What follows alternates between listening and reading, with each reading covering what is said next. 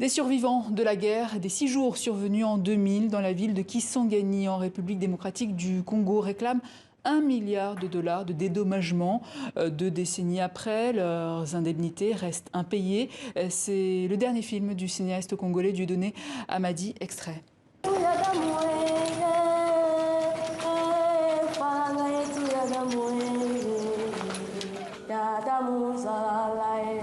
Est-ce que biso tobotama kabo? Tobotama kabo ye. Tunakufia nini? Tunakufia nini? Na damu zalala. Oso. Nani akosipote yango gouvernement ya Kinshasa?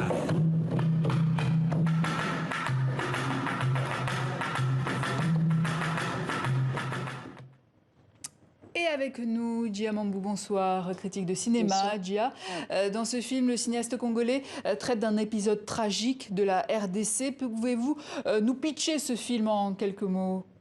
Oui, du 5 au 10 juin 2000, Kisangani fut le théâtre d'affrontements armés entre des groupes rebelles liés d'une part à l'Ouganda et d'autre part au Rwanda.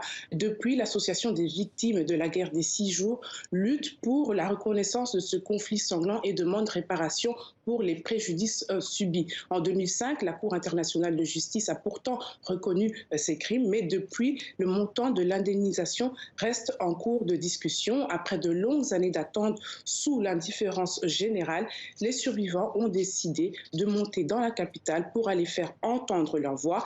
Le film, en fait, est conduit par ce voyage vers la capitale à travers le fleuve Congo, comme vous le voyez d'une part, et d'autre part par le spectacle mis en scène qui ramène des souvenirs de la guerre d'autre part. Alors on ne présente plus Dieudonné Amadi, auteur de plusieurs documentaires tournés aux 4 coins du pays, mais qu'est-ce qui le ramène à Kisangani ? L'auteur, en fait, a rencontré les membres de l'association sous le tournage de Maman Colonel, qui est un de ses précédents films. Il y entend leurs témoignages, il est bouleversé par leur expérience avec la guerre, surtout par leur état physique. Certains ont perdu un œil, d'autres une jambe ou encore un bras, mais surtout leur histoire le ramène à sa propre histoire parce que lui-même est d'origine de Kisangani. Il y est né, cet adolescent qu'il a vécu cette guerre. Dieudonné Amadi dit qu'il se rappelle encore du sifflement des balles, des bombes, de la souffrance des cadavres. Il veut apporter ces histoires à l'écran, ces histoires qui semblent avoir été effacées des mémoires aujourd'hui. Alors est-ce qu'une telle œuvre qui met en lumière les survivants peut leur apporter une avancée quelconque ?